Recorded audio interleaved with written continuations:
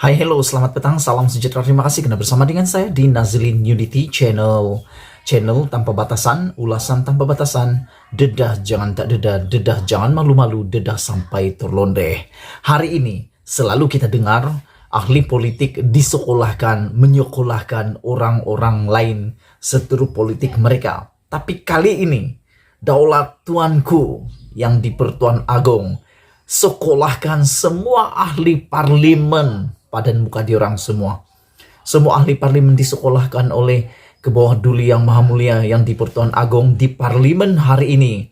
Apabila Agong mengatakan kepada semua ahli parlimen, cukuplah berpolitik siang dan malam. Titah Agong kepada ahli parlimen dipetik daripada Eswani. Wah, daulat tuanku, ampun tuanku. Inilah yang kami tunggu-tunggu, arahan ataupun titah daripada tuanku sendiri, supaya ahli-ahli parlimen, ahli-ahli politik Malaysia sudah-sudahlah berpolitik di sana sini, sudah-sudah cukup-cukuplah berpolitik siang dan malam. Tumpukan perhatian semula kepada menangani COVID-19, membangunkan semula ekonomi Malaysia, membantu semula negara maju semula.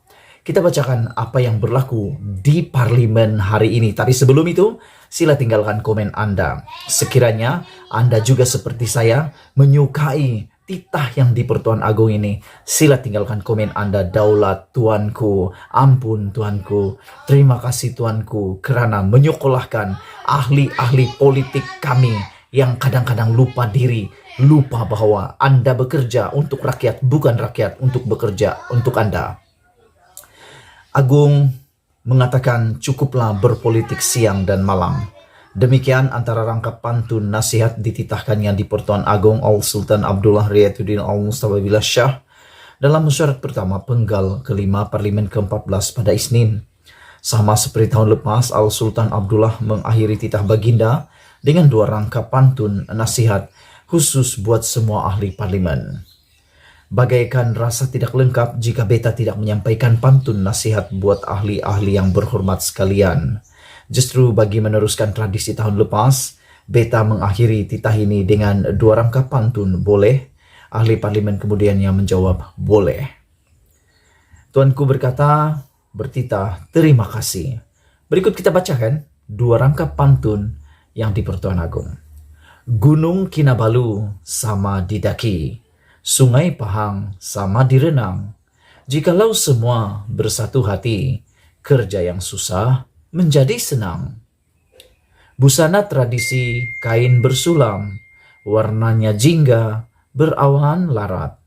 Cukuplah berpolitik siang dan malam, fokuskan menjaga kepentingan rakyat, daulat tuanku. Sebaik Sri Paduka Baginda selesai berpantun, Dewan sedikit gamat dengan reaksi daripada ahli parlimen yang ceria mendengar pantun baginda. Al-Sultan Abdullah kemudian menitahkan selamat bersidang kepada semua ahli parlimen sebelum sidang dimulakan dengan bacaan doa. Pada tahun lepas, yaitu September, mesyuarat pertama penggal keempat Parlimen ke-14 diakhiri dengan suasana ceria apabila Al-Sultan Abdullah berseluruh kepada ahli dewan untuk menjawab pantun yang dititipkan tahun hadapan. Dalam sidang Dewan Rakyat pada hari Isnin, Baginda sempat menitipkan 3 rangkap pantun nasihat kepada ahli yang hadir. Kalau sesiapa nak jawab, tunggu tahun depan, titah Baginda sambil disambut dengan senyuman dan gelak tawa ahli Dewan. Itulah dia ulasan yang amat baik pada petang ini. Kita sangat-sangat mengalu-alukan titah baginda ini, dan ampun tuanku, daulat tuanku, harap tuanku tetap terus sehat, kuat, dan teruslah memimpin negara ini dengan penuh kedaulatan, daulat tuanku. Terima kasih semua. Cukuplah berpolitik siang dan malam, titah Agung kepada ahli parlimen. Selamat petang, salam sejahtera. Isu hangat petang ini, Al-Sultan Abdullah sebut isu rasuah di Malaysia berita sepenuhnya. Yang di Pertuan Agong, Al-Sultan Abdullah Riyatuddin Al-Mustafa Billah Shah memandang serius isu rasuah yang berlaku di negara ini. Sri Paduka bertitah, Perkara itu perlu ditangani dalam membina sebuah negara bangsa yang telus dan berintegriti. Tita Al-Sultan Abdullah pada istiadat pembukaan mesyuarat pertama penggal kelima Parlimen ke-14 di Dewan Rakyat hari ini turut mendapat respon spontan ahli Dewan Rakyat yang menepuk meja sebagai tanda sokongan. Namun Seri Paduka percaya kerajaan sedang melaksanakan dasar dan inisiatif Pelan Anti Rasuah Nasional menerusi tindakan penguatkuasaan, pencegahan dan pendidikan bagi membenteras segala bentuk jenayah rasuah. Al-Sultan Abdullah bertitah kerajaan juga sedang menambah baik sistem penyampaian perkhidmatan kerajaan melalui inisiatif kerajaan digital secara hujung ke hujung supaya lebih telus, cekap dan profesional. Seri Paduka turut menzahirkan penghargaan atas taat setia dan sumbangan ikhlas semua petugas barisan hadapan negara, anggota perkhidmatan awam, Angkatan Tentera Malaysia ATM, Polis Diraja Malaysia serta agensi kerajaan yang telah mencurahkan khidmat bakti menjadikan Malaysia aman dan makmur.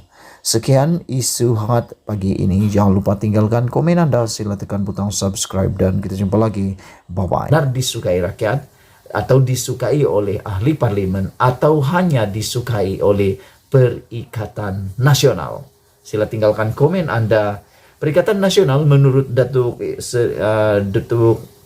Muhyiddin Yassin mengatakan Perikatan Nasional menyokong Datuk Seri Ismail Sabri Yaakob daripada UMNO menjadi Perdana Menteri ke-9 kerana tidak mahu individu yang majoriti rakyat tidak suka menduduki jawatan itu.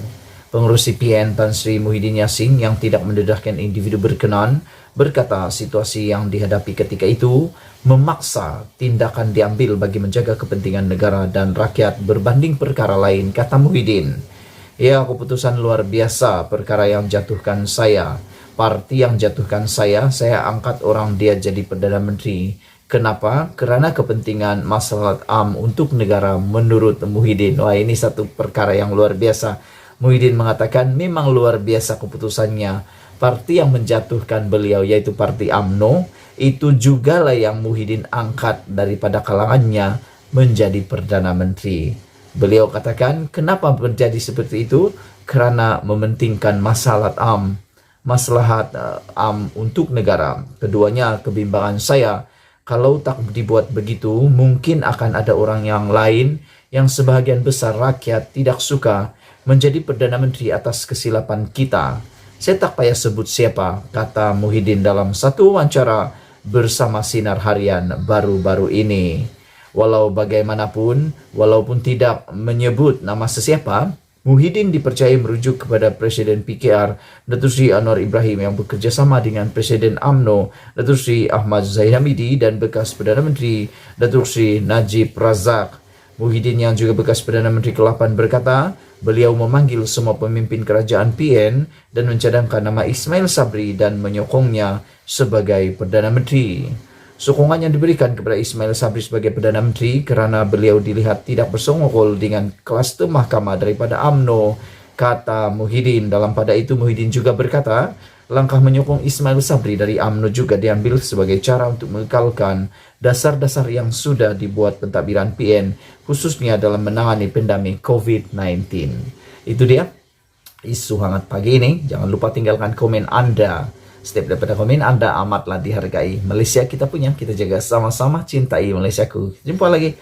Bye-bye.